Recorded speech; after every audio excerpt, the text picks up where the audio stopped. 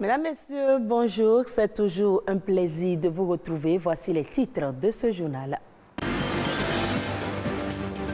Considéré comme une violation des droits humains des femmes et des filles, notamment de leur droit à la santé, à la sécurité et à l'intégrité physique, les mutilations génitales féminines sont des pratiques aux conséquences mortelles dénoncées ce 6 février. Pouvez-vous passer une journée sans téléphone portable? La communauté internationale consacre ce 6 février à la journée mondiale sans téléphone portable. Objectif, réfléchir à l'usage que l'on fait de cet appareil.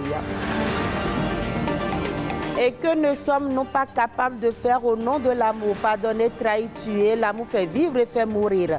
Les amours litigieuses suivies de la sentence des hommes en noir est un ouvrage de Robert Hatzdé. Il était l'invité de Joyce Maloko. Merci de votre fidélité. Bien que de nombreux pays l'aient radicalement interdit, les mutilations génitales féminines persistent dans certains endroits où elles représentent un rituel ancien lié à des facteurs culturels, religieux et sociaux des communautés. Reconnue comme une violation des droits humains des filles et des femmes, cette pratique engendre des complications à court et long terme pour leur santé sexuelle et reproductive et leur santé mentale. Reportage. La forme la plus connue au Bénin est l'excision, pratiquée sur la fillette avant l'âge de 15 ans. Dans leur ensemble, les mutilations génitales féminines sont des pratiques désastreuses. C'est un ensemble de pratiques traditionnelles qui sont caractérisées par l'amputation plus ou moins complète d'une partie des organes génitaux externes de la femme. Les grandes lèvres, on les coud les unes aux autres, ou bien on enlève les petites lèvres, ou bien on enlève le clitoris, et c'est ça l'excision. Ses conséquences sur la santé sont multiples. C'est l'enfant qui est confronté à ça, d'abord. Donc il y a un traumatisme que l'on n'évalue pas. Ce qu'il y a immédiatement, c'est l'impact sur le corps, sur le champ. Il y a un saignement important, souvent. Donc le saignement important va donner l'anémie et il peut y avoir un risque de décès. Il y a un risque d'infection. C'est un phénomène dynamique. Ses conséquences affectent la vie de la femme à l'âge adulte aussi. Le choc psychologique va venir intervenir encore pour l'empêcher d'avoir envie d'avoir des rapports sexuels peut-être. Elle peut avoir des douleurs à cause des rapports sexuels. Oui, pour qu'elle tombe enceinte, il faut que ses organes internes soient préservés. Donc, si l'infection de départ a été assez grave pour atteindre les organes internes, ils seront abîmés. Du coup, sa fonction de reproduction est compromise, soit un peu ou complètement. Donc, elle peut avoir des difficultés à tomber enceinte qui vont se résoudre, comme elle peut avoir des difficultés à tomber enceinte qui ne vont pas se résoudre et elle va devenir infertile. L'accouchement par les voies naturelles peut poser problème puisque l'anatomie locale a été modifiée. Les mutilations qui ont été faites ont changé l'aspect local, ce qui va des fois agir sur la sortie de l'enfant. Certaines de ces complications peuvent être soignées grâce à des interventions chirurgicales ou par simple accompagnement médical, ce qui implique une charge financière importante. Pour ne pas en arriver là, l'ultime solution demeure l'abandon des mutilations génitales féminines. C'est des pratiques culturelles. Donc ces sociétés ne trouvent pas la pertinence de ce qui est dit. Donc il faut que quelque chose se fasse dans ce sens pour résoudre le problème au cœur même de ces sociétés. Négocier avec ces populations pour obtenir un équivalent rituel qui va se pratiquer, mais de façon symbolique, qui n'ira pas jusqu'à l'acte de mutilation. Une approche de solution assez originale qu'on pourrait expérimenter, vu que les différentes mesures adoptées jusqu'à présent ont montré des limites. Êtes-vous capable de passer une journée, voire quelques heures sans votre téléphone portable? Difficile, n'est-ce pas? Pourtant, s'en passer ferait du bien à la santé. L'usage de ce appareil électronique de télécommunication est aujourd'hui quasi permanent et est devenu nuisible aux relations sociales, diminuant ainsi la qualité des interactions et l'empathie entre personnes. Ce 6 février, journée mondiale sans téléphone portable, nous donne l'occasion de nous interroger sur le rapport que nous entretenons avec cet appareil. Suivez ce reportage pour plus de précision. Rares sont les personnes qui peuvent aujourd'hui imaginer leur vie sans téléphone portable. Cet appareil a révolutionné les communications et rendu le monde si petit que l'on a peur de se retrouver un jour sans un téléphone. Sans me déplacer avec le téléphone, je peux régler beaucoup de choses. C'est devenu une habitude, quoi. Tout se passe autour du téléphone maintenant. On est habitué, je pense pas. Je peux passer une journée sans mon téléphone portable, si ça peut être dans les week-ends. Déjà à 4 heures quand je me lève, la première chose que je fais, c'est mon téléphone, je prends. Parce qu'il y a des données sur ça. 24 heures sur 24, je suis toujours dans mon téléphone. Je vais passer une journée sans téléphone. Il y a des moments où l'homme a besoin d'être calme, quoi. De se reposer et méditer sur la vie, voir comment analyser sa vie, quoi. Le téléphone portable est aujourd'hui devenu une seconde main droite. Agenda, calendrier, boussole mini-ordinateur, entremetteur social. Pour les réseaux de téléphonie mobile, une journée sans téléphone portable est un énorme manque à gagner. Lorsque nous allons tous éteindre nos téléphones portables, ils perdront plus de 500 millions de francs CFA par jour. Ils ont beaucoup de contrats avec diverses structures et dès que les consommateurs ne communiquent plus, eh bien, ces systèmes entrent dans un attentisme par rapport aux résultats que cela devrait pouvoir générer à tous les partenaires. Pour les associations de consommateurs, boycotter le téléphone portable pendant une journée peut aider à se faire entendre. La plupart aujourd'hui ont des actions cotées en bourse. Et donc, lorsque vous avez un service qui est boycotté comme ça, c'est que la valeur des actions peut chuter. Et quand c'est comme ça, ce n'est pas bien pour les finances de votre entreprise.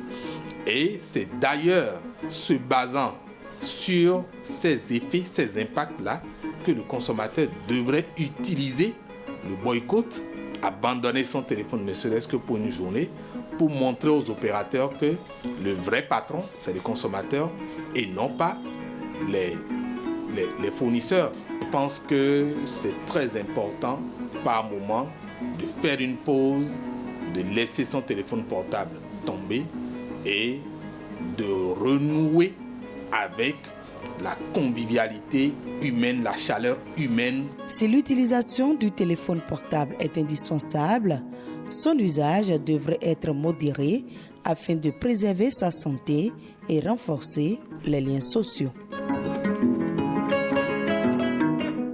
Allons à présent à la découverte de l'ouvrage Les Amours litigieuses, suivi de la sentence des hommes en noir. C'est une pièce de théâtre qui peint et dépeint la société dans ses vices les plus cachés. Son auteur a été l'invité de Ulvaeus Balogun ce dimanche. On l'écoute à nouveau. Les Amours litigieuses, suivi de la sentence des hommes en noir, est une pièce de théâtre publiée aux éditions Savants du Continent et qui traite spécialement de l'amour, surtout de l'amour mal géré. Mal géré. Alors, il s'agit donc d'une belle de nuit du nom de Léga Dupont-Lastar qui s'est retrouvée entre son ex-amant et ex-mari lors d'une rencontre fortuite. Ça se passe à Rimblé, dans une ville de la République des cas sociaux. Okay. Alors, une ville imaginaire. Une ville très bien imaginaire, Rimblé, et la République des cas sociaux aussi, c'est une république imaginaire. Okay. Alors, donc, la belle de nuit s'est retrouvée dans la situation d'être enrôlée dans le théâtre de force ou de gré par son ex-mari, metteur en scène Ben. Okay. Ils doivent alors créer un spectacle pour une tournée mondiale. Malheureusement, lors donc, de la répétition, lors de la représentation donc, des comédiens, on découvre que Leiga, la Belle de Nuit, avait donc un amant qui s'appelle Costner et qui se révèle être le comédien avec qui elle doit jouer le duo du spectacle, le Cantique des Cantiques. Ouais. Alors, lors des répétitions, elle a tué son ex-amant par vengeance. Et du coup, la création a conduit donc quelques problèmes. Donc, c'est ça qui a conduit maintenant à la deuxième pièce intitulée La sentence des hommes en noir, parce que qui tue. Lorsque vous tuez un être humain, il faut que vous répondiez au tribunal. Donc voilà un peu l'histoire des amours litigieuses. Alors vous mettez en conflit à travers votre ouvrage le sexe masculin et le sexe féminin. Est-ce une guerre de sexe que vous livrez ainsi à travers cette pièce de théâtre? Oui, et c'est plutôt un conflit de cœur, de sentiments. Vous voyez, les gars, c'est une femme instruite qui s'est retrouvée entre deux hommes. D'abord, elle vit chez son amant et par la force des choses, elle servait dans un bar. Elle a rencontré donc Costner. Bon, elle en a fait donc son amant. Donc, lorsqu'une femme se retrouve entre deux hommes, vous voyez, lorsqu'une maison appartient, une parcelle appartient à deux ou plusieurs personnes, c'est déjà un litige. Voilà. Oui. Donc, le cœur, ce ne sont pas seulement les parcelles qui sont en litige, mais les cœurs aussi, ou les cœurs aussi sont parfois en conflit. Alors, au-delà de la question de l'amour, de la prostitution, quelles ont été les autres thématiques que vous avez peut-être abordées? Oui, vous voyez, tout tourne autour donc, de la vie, de l'amour, de la mort. Beaucoup plus de l'éducation. En fait, si Leiga, une fille bac plus 5, s'est retrouvée dans ce monde, c'est parce que l'éducation a reçu un voilà. Et elle a même confessé qu'elle n'a pas eu donc, de père qui l'a éduquée. Voilà pourquoi elle est une racaille, elle est une canaille, de qui on ne peut rien tirer de beau. Ouais, elle a parlé franchement et nous croyons que les parents doivent faire un effort pour bien encadrer leurs enfants. Information hors du Bénin, le Ghana a longtemps abrité une immense forêt, plus de 8 millions d'hectares au début du XXe siècle, surexploités, souvent de manière illégale. Ces espaces verts ont reculé. Conscient de l'enjeu, le gouvernement a lancé l'opération Ghana Vert pour encourager le reboisement. Suivez cet élément réalisé par nos confrères de France 24. La forêt n'est pas encore très dense, mais peu à peu, elle reprend vie. Ici, dans le nord-est du Ghana, les habitants sont devenus les gardiens des arbres. Avec l'aide d'une ONG, ils se sont unis pour en planter plus d'1,5 million ces 4 dernières années. Et après avoir planté les arbres, les villageois apprennent aussi de nouvelles techniques pour prendre soin de leur forêt. Il faut que tu coupes proprement la branche pour éviter de blesser l'arbuste. Ce matin, Robert Ataoura leur apprend la régénération naturelle assistée. Une technique particulièrement utile dans les zones arides pour la croissance des arbres. Quand les arbustes sont regroupés tous ensemble, ils se font concurrence pour les nutriments. Et cela empêche leur développement. Donc il faut tailler pour que les jeunes arbres deviennent grands. Makeda fait partie des pionnières du projet. Grâce à la reforestation, cette mère de 3 enfants engrange des revenus supplémentaires avec la vente des fruits, des mangues par exemple, pendant la saison. Avant, on coupait tout l'arbre pour en faire du bois de chauffe. On ne voyait aucun avantage à le garder entier. Maintenant, j'utilise seulement les petites branches pour le feu et je laisse l'arbre grandir pour recueillir ses fruits. Et les résultats ont dépassé les espérances des habitants. Grâce aux arbres, la rivière, autrefois asséchée, est revenue. Et avec elle, tout un écosystème.